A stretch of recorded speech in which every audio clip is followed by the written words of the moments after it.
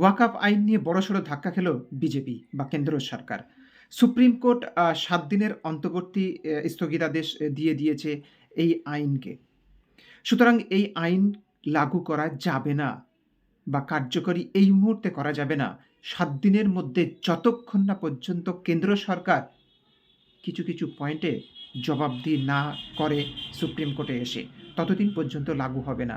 এইখানে ওয়াকফ নিয়ে যে তড়িঘড়ি করে বিজেপি সরকার বা কেন্দ্র সরকার একটা আইন পাশ করিয়ে নিয়েছিল, আর সেটা নিয়ে যে সারা দেশে বিবাদ তৈরি হয়েছে, দেশের বিভিন্ন প্রান্তে একাধিক প্রদর্শনী হয়েছে, একাধিক বিরোধিতা হয়েছে এবং বাংলাতেও রক্তক্ষয়ী আন্দোলন তৈরি হয়েছিল, যার জন্য মুর্শিদাবাদে একটা সাম্প্রদায়িক দাঙ্গায় রূপান্তরিত হয়েছিল এবং অনেক মানুষ বাস্তুহারা হয়েছে বা ঘরবাড়ি ছেড়ে তারা পালাতে বাধ্য হয়েছে, কারণ সেখানে সাম্প্রদায়িক হিংসার উদ্রেক হয়েছে এই আইনকে নিয়ে।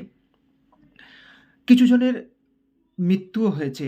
দুঃখের বিষয়, যে কোনো মৃত্যু খুবই দুঃখের। মুর্শিদাবাদে এরকম একটা ঘটনা ঘটে গেছে, যেখানে এখনো পর্যন্ত কেন্দ্র বাহিনী মোতায়েন আছে। সুতরাং এই আইন নিয়ে দেশের বিভিন্ন প্রান্তে থেকে সুপ্রিম কোর্ট এবং হাইকোর্টে প্রায় একাধিক পিটিশন জমা পড়ে, আর সেই পিটিশনগুলো নিয়ে ২ দিন ধরে শুনানি চলে।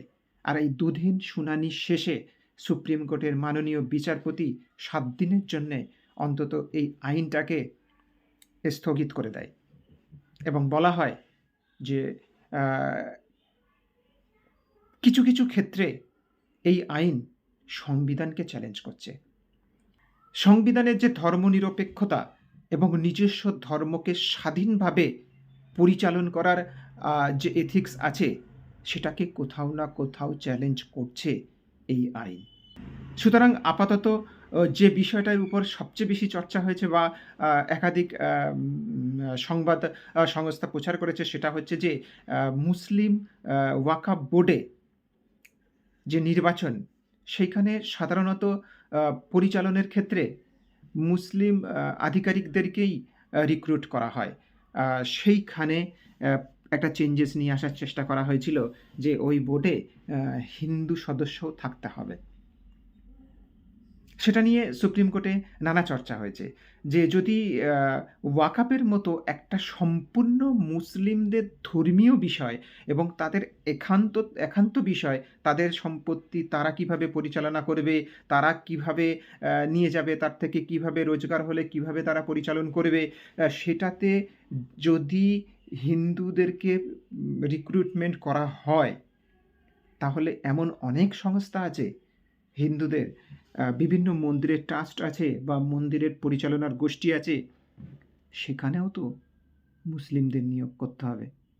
যেহেতু সেকুলারিজম দেখিয়ে বা ধর্মনিরপেক্ষ দেশ দেখিয়ে, যেখানে সংবিধানে উল্লেখই করা আছে যে একটা নির্দিষ্ট কোনো ধর্মগোষ্ঠী তাদের একেবারে নিজস্ব ধর্মীয় কোনো কাজে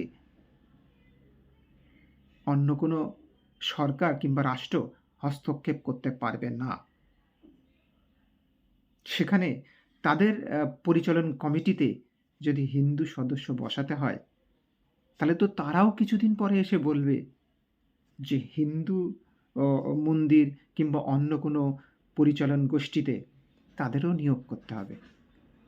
তো এটা নিয়ে তো বিবাদ চলতেই থাকবে। তাই এইখানে নিয়োগ প্রক্রিয়াতে মাননীয় বিচারপতি, সুপ্রিম কোর্টের বিচারপতি স্থগিতাদেশ দিয়েছে যে এই বিষয়গুলো অনেক বিবেচনা করার আছে, এই আইনে এইগুলো করা ঠিক হবে না।